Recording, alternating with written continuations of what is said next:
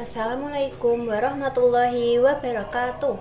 Perkenalkan, nama saya Afrilia Salsabila dari 11-2 absen 2. Di sini saya akan menjelaskan salah satu contoh kasus gerak parabol dalam kehidupan sehari-hari. Saat saya melakukan praktek lompat jauh, saya mengira bahwa untuk mencapai jarak 5 meter, maka harus melompat dengan kecepatan awal sebesar 10 meter per sekon pada sudut 45 derajat. Namun, setelah melompat, ternyata saya hanya mencapai jarak 3 meter. Kemudian saya menganalisis dengan pertama, menghitung jarak maksimal dengan rumus X max sama dengan V0 kuadrat kali sin kali 2 theta per G.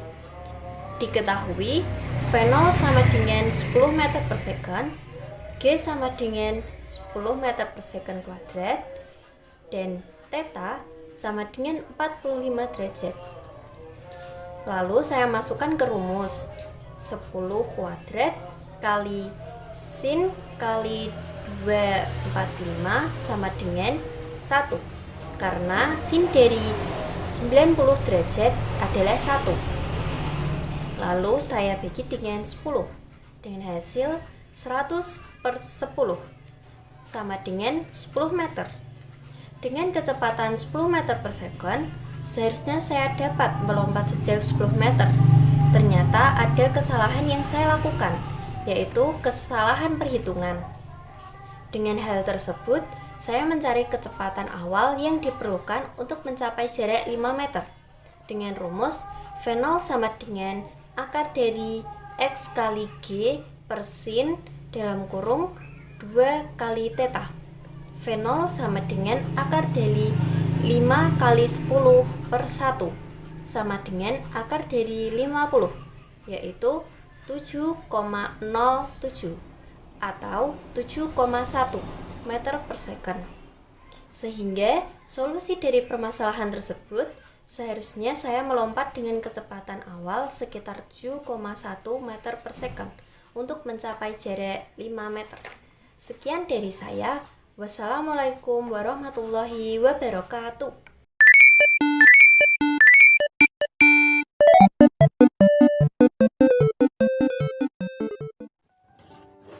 Assalamualaikum warahmatullahi wabarakatuh. Halo, perkenalkan nama saya Amila Biha Putri Ramadhani, absen 4 dari kelas 11-2. Saya akan memecahkan suatu kasus dari fisika GLBB atau gerak lurus berubah peraturan. Nah, kasus atau permasalahannya sendiri yaitu seorang pesepeda yang sedang mengayuh sepedanya di jalan yang menanjak dengan kecepatan awal atau yang biasa dilambangkan sebagai V0, 10 meter per second. Nah, jalan menanjak tersebut memiliki kemiringan 10 derajat secara horizontal. Sepeda mengalami perlambatan hingga akhirnya berhenti setelah 8 detik. Ada beberapa penyebab sepeda mengalami perlambatan, yaitu yang pertama gaya gravitasi yang menarik sepeda ke bawah, yang kedua hambatan udara dan gaya gesek antara ban sepeda dan permukaan jalan, dan yang ketiga yaitu kemiringan jalan. Selain itu, ada solusi agar pesepeda tetap bergerak atau bahkan mempercepat lajunya saat menanjak. Beberapa solusinya yaitu mengayuh sepeda dengan lebih kuat, yang kedua menggunakan gear yang lebih rendah agar mudah dikayuh, dan yang ketiga yaitu memastikan tekanan angin di ban sesuai agar mengurangi gaya gesek. Tentunya pada kasus GLBB pesepeda yang mengayuh sepedanya di jalan yang menanjak memiliki penghitungan secara fisika. Yang pertama, kita cari dulu diketahuinya. Jadi kecepatan awal atau V0-nya adalah 10 meter per second. Lalu waktunya atau T sama dengan 8 detik. Sepeda berhenti setelah 8 detik. Jadi kecepatan akhirnya atau VT-nya adalah 0. Nah, yang ditanyakan adalah A-nya. A itu bisa dipercepat, diperlambat. Nah, kita ini menggunakan perlambatan ya. Mengapa? Sepeda yang bergerak di jalan yang menanjak, maka termasuk pada GLBB diperlambat. Oke, kita cari A-nya atau perlambatannya. Jadi rumus A adalah A sama dengan VT kurangi V0 per T.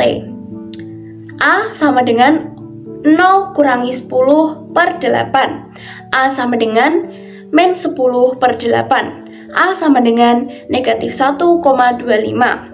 Jadi, perlambatan yang dialami oleh pesepeda adalah negatif 1,25 meter per second kuadrat. Tanda negatifnya menunjukkan bahwa pesepeda mengalami GLBB yang diperlambat. Jarak yang ditempuh pesepeda.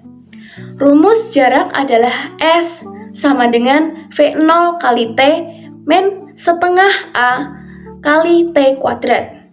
10 kali 8 min setengah kali min 1,25 kali 8 kuadrat sama dengan 40 meter.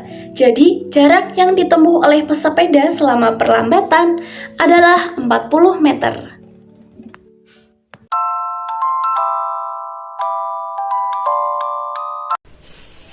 Assalamualaikum warahmatullahi wabarakatuh. Perkenalkan, nama saya Dini Widiasari dari kelas 11-2. Pada video kali ini, saya akan menganalisis mengenai gerak melingkar dalam kehidupan sehari-hari menurut pemahaman saya.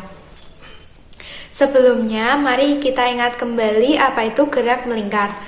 Gerak melingkar adalah gerak suatu benda yang lintasannya berbentuk lingkaran dan mengelilingi suatu titik tetap. Gerak melingkar ini banyak kita jumpai dalam kehidupan sehari-hari, seperti biang lala pada pasar malam, ban yang sedang berputar, kipas angin yang sedang menyala, dan masih banyak lagi. Contoh kasus dalam gerak melingkar. Budi membuat sebuah kincir angin dengan jari-jari 10 cm.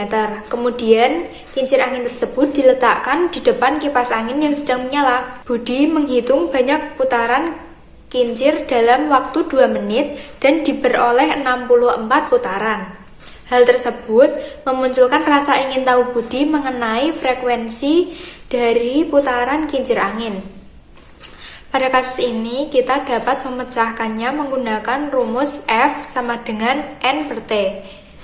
F yaitu frekuensi, sedangkan N merupakan jumlah putaran dan T adalah waktu. Dari soal tadi, diketahui N atau jumlah putaran yaitu 64 putaran. Lalu, waktunya yaitu 2 menit yang akan kita ubah menjadi satuan detik. Dalam 1 menit terdapat 60 detik, maka jika waktunya 2 menit, kita akan mengalihkan 2 kali 60 detik sama dengan 120 detik. Angka-angka tersebut akan kita masukkan ke dalam rumus F sama dengan N per T. F sama dengan 64 per 120 S dan diperoleh F sama dengan 0,53 Hz. Demikian yang dapat saya sampaikan. Apabila terdapat salah kata, saya mohon maaf. Semoga bermanfaat. Wassalamualaikum warahmatullahi wabarakatuh. Assalamualaikum warahmatullahi wabarakatuh.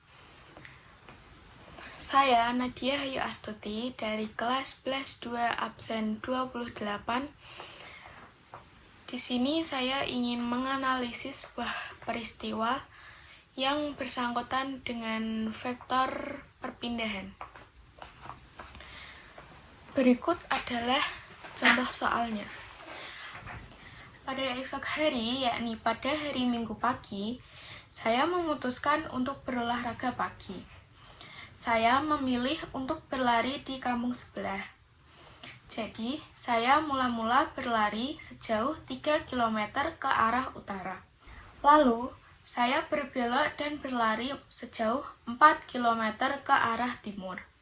Saya sangat ingin tahu berapa hitungan vektor perpindahan total saya berlari dari titik awal ke titik akhir.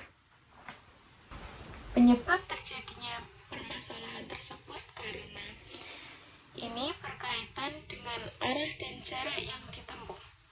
Penyebab utama permasalahan ini karena saya ingin mengetahui berapa jauh perpindahan saya berlari dari titik awal ke titik akhir. Karena saya berlari menggunakan dua gerakan yang berbeda dalam dua arah yang saling tegak lurus, yaitu ke arah utara dan ke arah timur. Untuk mengatasi soal perpindahan pelari tersebut, kita mempunyai solusi sebagai berikut. Yang pertama, kita bisa menggambarkan vektor terlebih dahulu seperti berikut. Yang kedua, kita bisa menentukan komponen vektor. Yang ketiga, kita bisa hitung vektor tersebut. Yang keempat, kita bisa hitung jarak perpindahannya. Yang kelima, kita bisa menentukan arahnya. Untuk lebih lanjut, kita akan melihat cara penyelesaian soal peristiwa tersebut.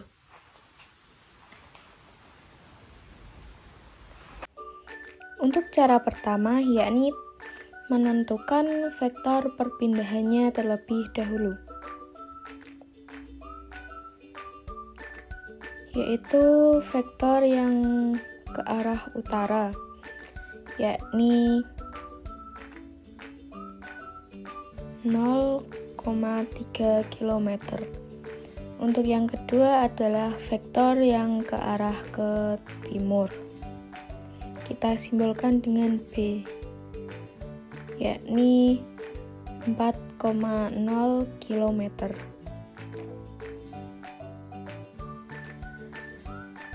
Untuk step selanjutnya, kita bisa menghitung vektor total, yakni sebagai berikut.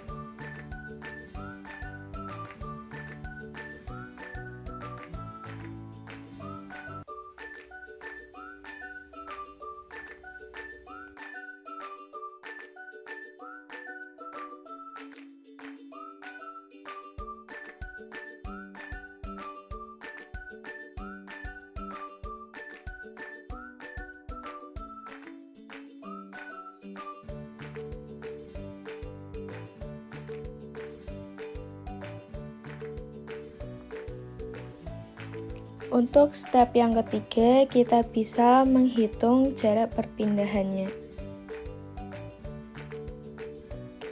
Kita bisa menggunakan teorema Pythagoras.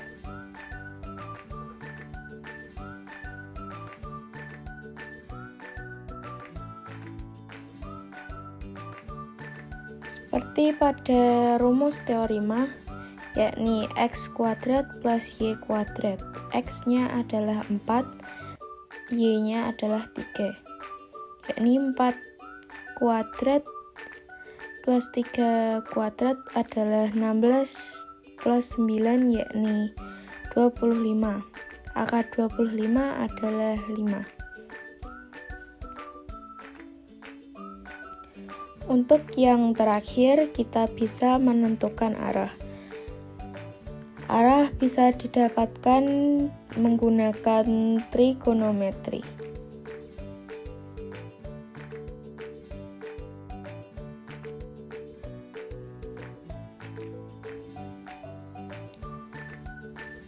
Cara-caranya adalah sebagai berikut.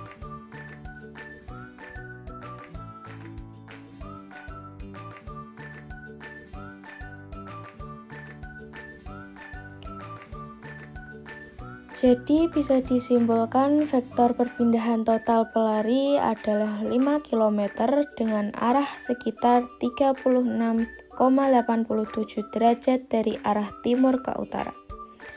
Terima kasih, sekian dari saya. Mohon maaf bila ada salah kata maupun ucapan. Wassalamualaikum warahmatullahi wabarakatuh.